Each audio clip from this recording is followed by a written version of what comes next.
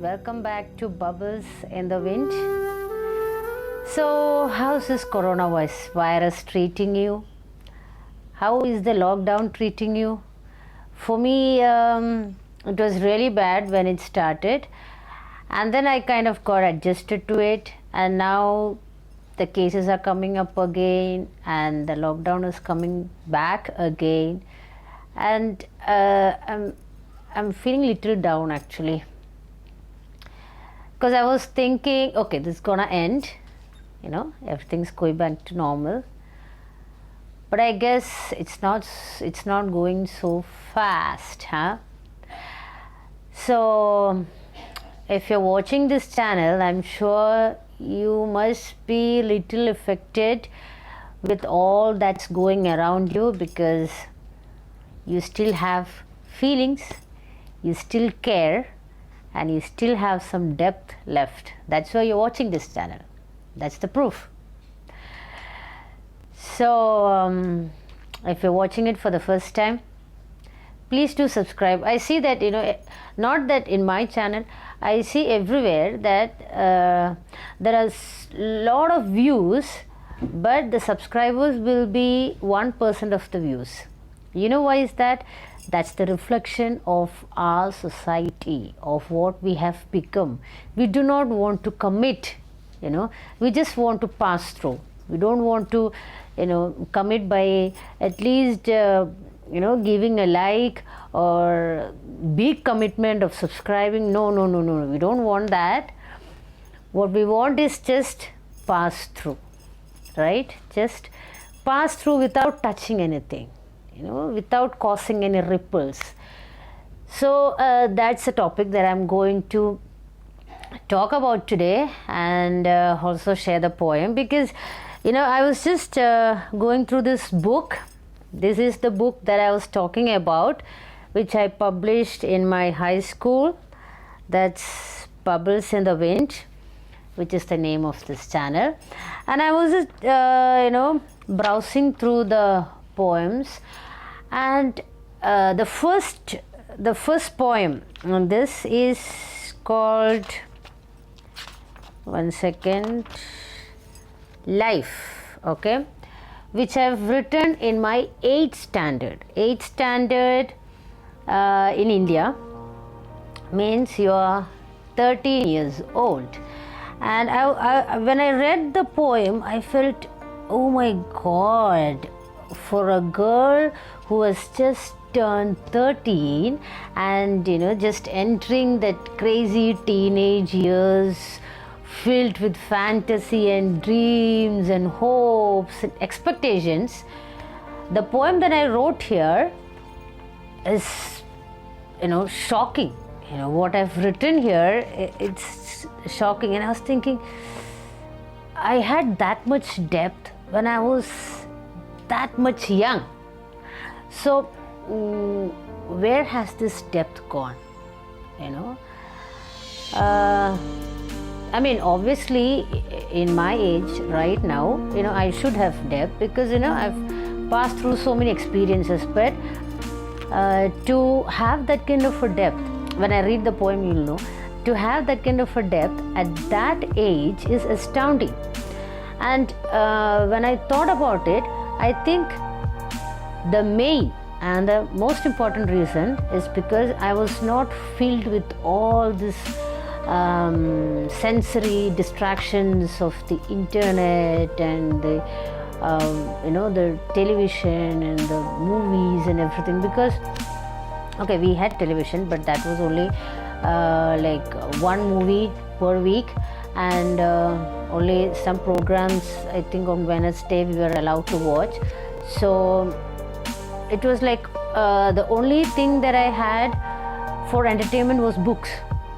I used to read and read. I used to read voraciously. That's what my grandmother used to say about me, and that's when I heard that word for the first time, voracious reader. Then I came to know the meaning of that. So that was the only thing that I had as entertainment, and I read and read and read, because I did not have so many friends also.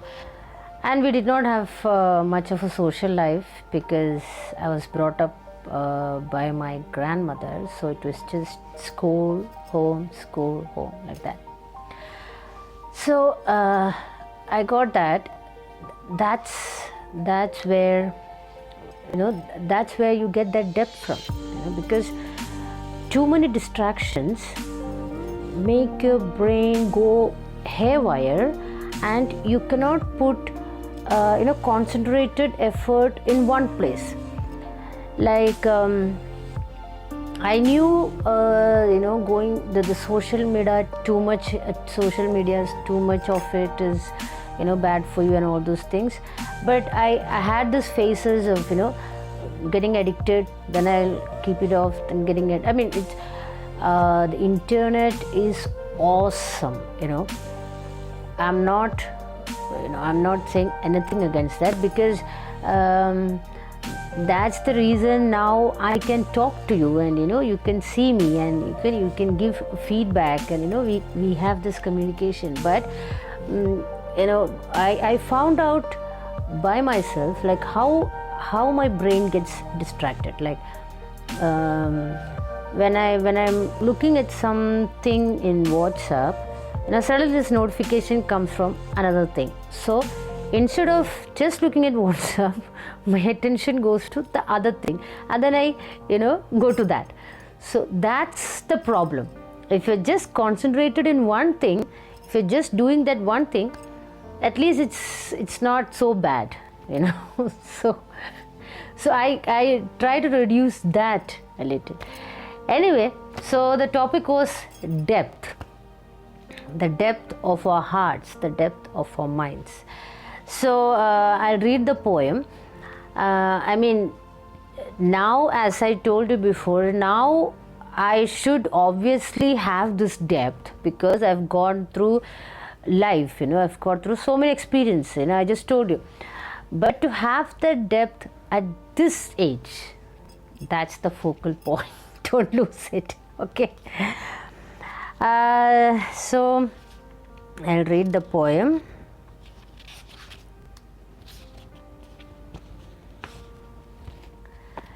Life.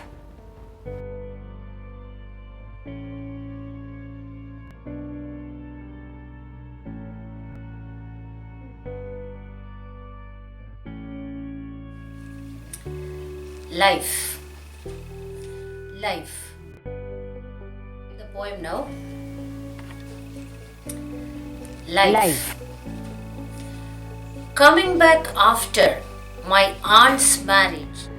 Coming back after my aunt's marriage, I pondered, what is life? She's married and gone, with her life in her hands. I too grow up. Time may give me a job, even a millionaire husband. After springs 4 or 5 kids, they too pass all these stages. In my old age, I play with my grands. Then, with nothing left, I leave this world. Coming generations also will do the same. I think of it now. Is my life fruitful? If you are young, you think of the present. If in another stage, think only of the current goings on. Does anyone think life beyond their ages? It's nothing, friends, nothing. All stages, as in Shakespeare's drama, going on like this, gaining nothing. From birth we start, greedily searching for pleasure. In the end, we have done nothing for the world, but for us, only for us. From my heart, I fear these thoughts, 'cause I'll do the same what my elders did. Trampling hopes cannot escape, though thoughts come for sure. So, my fellows, do something. Even a single deed is enough, for you will escape from despair in the end of our frantic journey.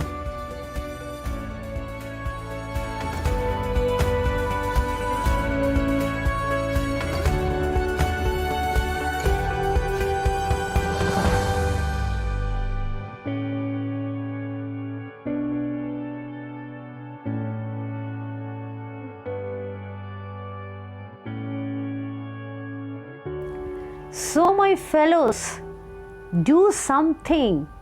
Even a single deed is enough, for you will escape from despair in the end of a frantic journey. That was deep. I mean, seriously, I remember I wrote this poem after coming back from my auntie's marriage. Auntie is my mother's sister. That was the first marriage that happened in my family after I was born. So it was a very new and big experience for me and for my siblings. And it was like I was in Alice in Wonderland during the marriage. And even after all that much of not like distractions, even after all those happenings in such magnitude, I had this depth inside myself. So this place from where I wrote this poem, that was always there. So maybe that was kind of saving me from losing myself in the world. That was my anchor, that part where the depth is in my heart. And when I lost that depth later on, I lost that anchor. That's when you get lost in the world. That's when you get lost in the distractions. These are things that I'm finding out about myself. I'm just sharing it with you. Maybe it's not true for you, but as I said in my description, I want to share my soul. So if you're with me, you have to hear this. So, and actually, I want you to share what you feel like. Whoever is watching this, please do share the thoughts on how you were when you were growing up, and what's the difference now after all this changes that happen in the world. Or maybe you were born just 10 years or 15 years back. Then even then, tell me what's the difference. What's the difference when you were young? Now, I'm not talking about the growing up years, the other things, outside things. I'm not talking about that. I'm talking about the feelings, the difference in feelings that you had at that time and this time, like that. So I'm closing today because I'm talking too much. I was so excited because I'm reading from my book, and whenever I read this poem, I'm like, oh my God, the depth. Where has it gone? So if you like this poem, and if you like whatever I'm saying, please do like there. And if you want to commit, do subscribe. So that's it for today. Bye bye. See you next week.